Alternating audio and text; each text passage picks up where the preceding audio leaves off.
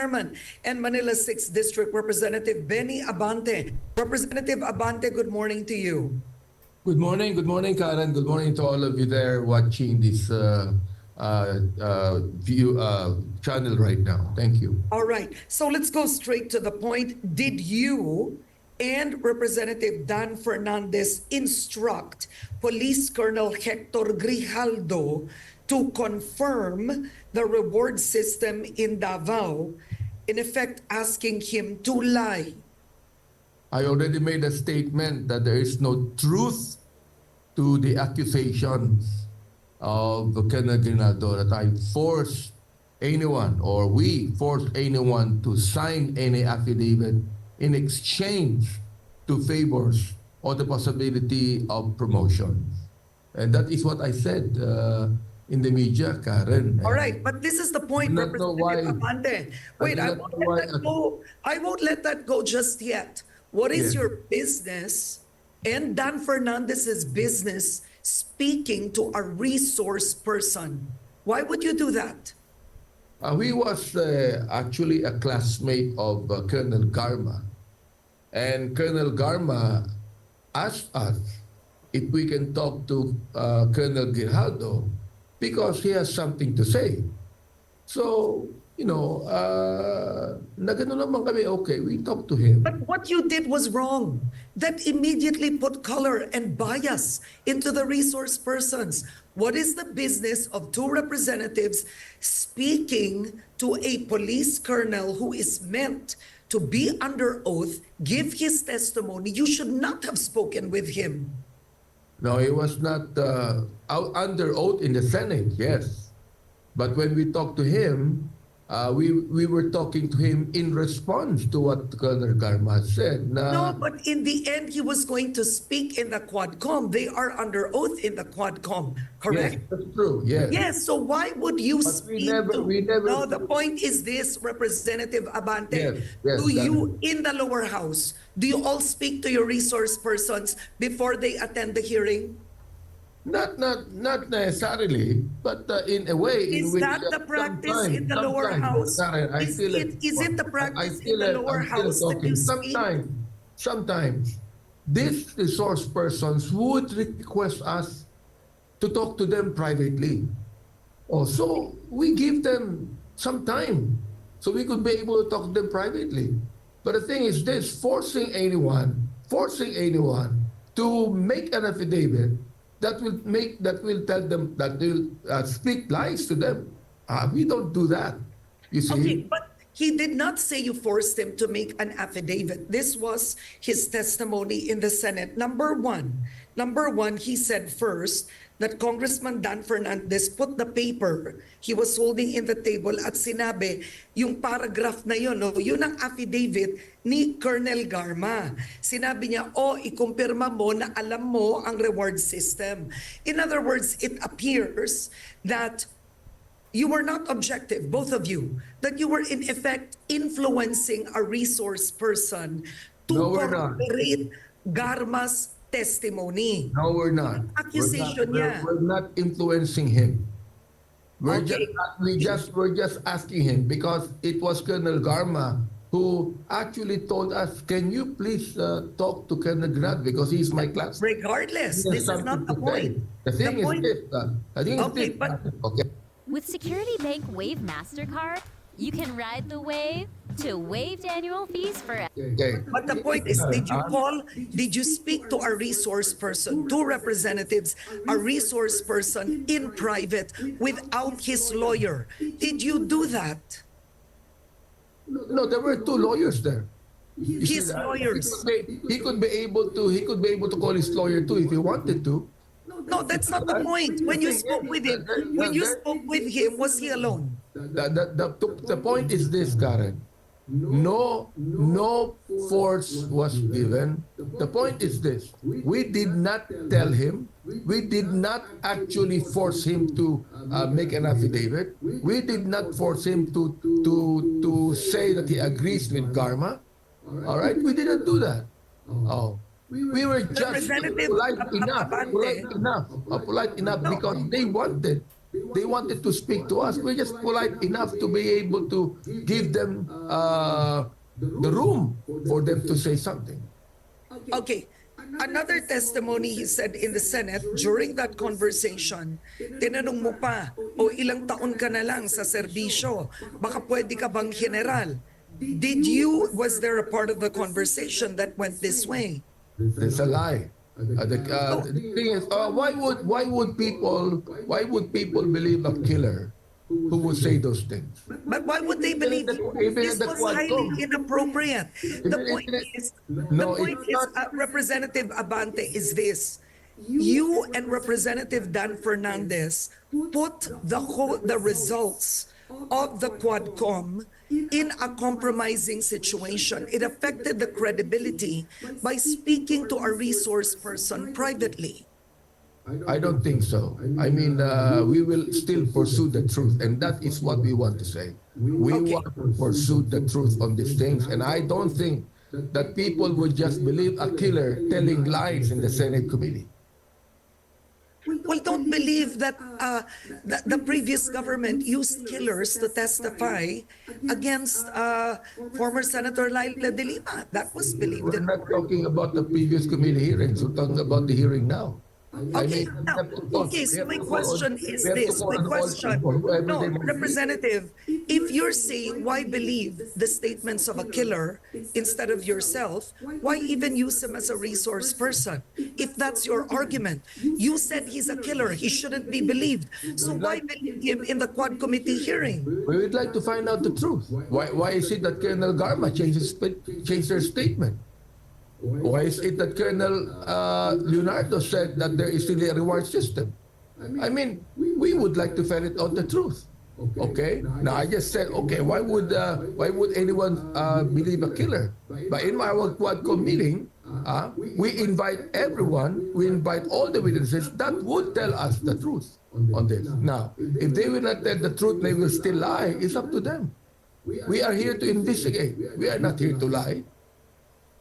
At the end of the day, Representative Abante, why should the people believe now that what he told in the Quadcom hearing is true, that he knew of the reward system, and in the Senate, he would lie by saying that he was asked to confirm it and corroborate it? Karen, that is already expected. I mean, we know for a fact that anyone that would go to the Senate would perhaps,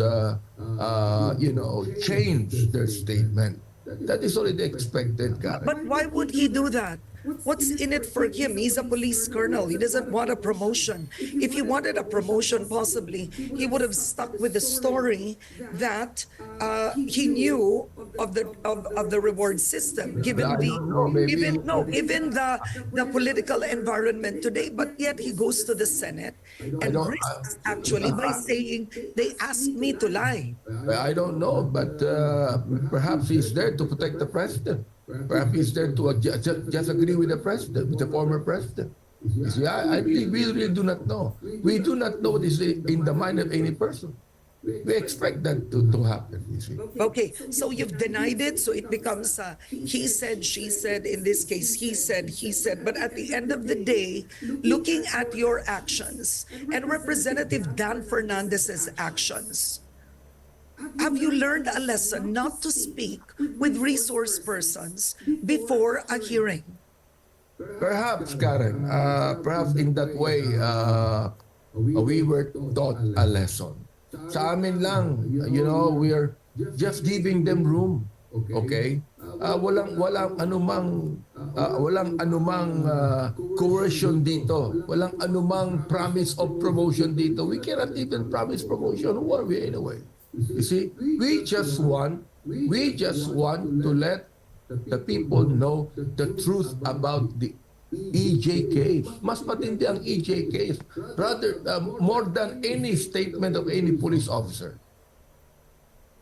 Okay, but at the end of the day, by meeting with a witness, a resource person, you have two sitting representatives, you are co-chairman of the hearing, people can perceive that as undue influence. That's I don't think, subtle pressure. I don't think so. That When could be people, perceived as subtle pressure, perhaps, influence. Remember, you are co-chairman of that committee. perhaps some people would perceive that, but most people will not. You know, I'm the chairman of the Committee on Human Rights, and you would like to find out. You see that? Even in a personal way. Kung halimbawa, nakiusap yung isang resource person, pwede bang makausap kayo muna? So, we give way. We give way. What is wrong with that? You see that? We give way. Because he would like to know the truth of the matter. But then, magkakaroon ng pagkakaiba ng statement niya. So it's up to him. It's up to him. You see that? Kami lang, ang amin lang attitude is that hindi naman kami matigas. Malambot din kami na nais namin na malaman ang katotohanan. Kung yung taong yan, nais niya, pwede ba kayong makausap? Why not? Oo. But you know, coercing a person. But Representative Dan Fernandez was there with you. Representative Dan Fernandez was there with you, right? Yeah. And Colonel Grijaldo's statement was firm. Sinabi niya, he put the paper, he was holding on the table. I believe he said this in Filipino, and he said, this is the statement you'll say. Tinuturo niya yung paragraph. This is Colonel Garma's supplemental affidavit. Just say you know the reward system. Ikumpirma mo lang. Kumpirma mo to. Hawak yung papel. Why would he invent that story? Who invented, Karen? No, why would Grijaldo invent that story? Okay. Well, I don't know about him. Perhaps you could be able to ask him, why would he invent that kind of a story? See? He might be protecting someone else. No, so you're saying Dan Fernandez did not do that? See, he is one of those that knew the killing of General Barayuga. Now, I do not know if anyone would just look at his statement, he was one of those that are accused in the killing of Barayuga. Yun dapat ang sinabi niya. I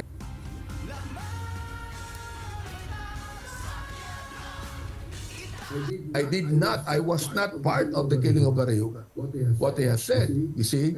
And the thing is this, kawawa naman si Colonel Garma. Colonel Garma has a change of heart. She had reflection and she said, I now would like to say the truth because the truth shall set me free. Ang nais lamang ni Colonel Garma is that perhaps you can talk to Colonel Ginaldo. He has a lot of things to say. But all of a sudden, he had nothing to say but go against the statement of Colonel Garma. But that's what I'm trying to say. That's what a resource person is. It depends, you know. It's a matter of, by looking for the truth, we can't influence them to speak one way or the other. Because now he claims, this is what he's saying. I mean, this is what he's saying in the Senate, that at first he refused Dan Fernandez, right? Sinabi niya wala siyang alam sa reward scheme. Tapos, kinausap mo siya pagkatapos, tas dito mo na parang, this is where undue influence could be perceived or pressure. Sinabi mo daw, tinanong mo, ilang taon ka pa? Ilang taon ka pa ba sa PNP? Sabi niya, I still have 4 years before my retirement. Sinabi mo, you can still become a general. Doon niya sinabing, I'm content with my rank. It means if you say something that is pleasing to this administration, ganun ang dating is baka maging general ka pa. Well, talagang mangyayari yan, Karen. I mean, people will always try to excuse themselves or give reasons para baka wala sila sa investigasyon, para hindi na maimbitahan yan, para, para bang, any investigation in the Senate or the House, hindi naman nakakatuwa yan sa kanila eh. All right? So they would do everything they can to excuse. But I think there's a lesson here for two representatives. It's the issue of propriety and being beyond reproach. We ask our judges, we ask Supreme Court judges to be beyond reproach. Not a hint, right? Not a hint of impropriety. So next time, what will change in how the Quad Committee holds its hearings? We are not a court, Karen. We are a committee in Congress. And we are just there to investigate and to ferret out the truth so we could be able to craft more laws to prevent those things happening again. You see, we're not the court. Yeah, you're not the court, but We're not there to prosecute. investigators are also expected to be Yes, but we're not there to prosecute. We're not there to prosecute. It is up to the DOJ or the NBI to prosecute whatever they might say. You see that? I mean, ano magagawa namin kung magsisinungaling yan? No, but you don't know anymore. The problem now is the public doesn't know saan siya nagsinungaling. Sa inyo or sa Senate. Technically, he recanted his testimony in the Quadcom. That's what he did. He recanted his testimony in the Quadcom by saying that in the Senate. That would be true. The thing is this, Karen, no? Nakikita namin kahit sa Quadcom, under oath na yung mga witnesses, nagsisinungaling pa eh. Under oath na nagsisinungaling pa sila eh. Alright? Nakikita po namin yan. O meron kayong mga ebidensya. But they still lie. Oo. Bakit? Because they know it's not the court. Oh, they can say anything they want to say. Oh, it might even be, for example, like perjurious or what it is. But they still lie. So anong gagawin namin doon? But we are still here. We are still counting that one day these people like Colonel Garma will Well, you can file for perjury if they lie. You can file for contempt if they lie. We can contempt. They are under oath. And that's the reason why we contempt them. Okay, but the issue at the end is this. You will deny it. He insists on it. Dan Fernandez has denied it. But in the end, how will you proceed with future hearings of the Quadcom? We will still proceed, Karen, whatever happened. You know, we know that in a way, mangyayari itong mga bagay na ito. But will you now not talk to resource persons before the hearing? Perhaps, Karen, perhaps we have learned something here that we must do. Never talk to a resource person in private. You see that? Perhaps that is what we must do. You see? Oo. We're learning the ropes, Karen. I mean, we're not perfect people. You know, we can do some mistakes sometimes, but the thing is this. Nakita namin, hindi pala maganda yung pagbigyan mo yung tao na gusto makiusap, nakausapin kami. Sabihin na lang namin, okay, humarap ka na lang doon sa Quadcom hearing. Sabihin mo na lang gusto mong sabihin doon. Alright? So, perhaps in that way, Karen, you're right. All right. On that note, sir, thank you so much for joining me today. We'll be watching the Quadcom hearings. Mag-ingat kayo, sir. Thank you. Thank you, Karen. Thank you very much.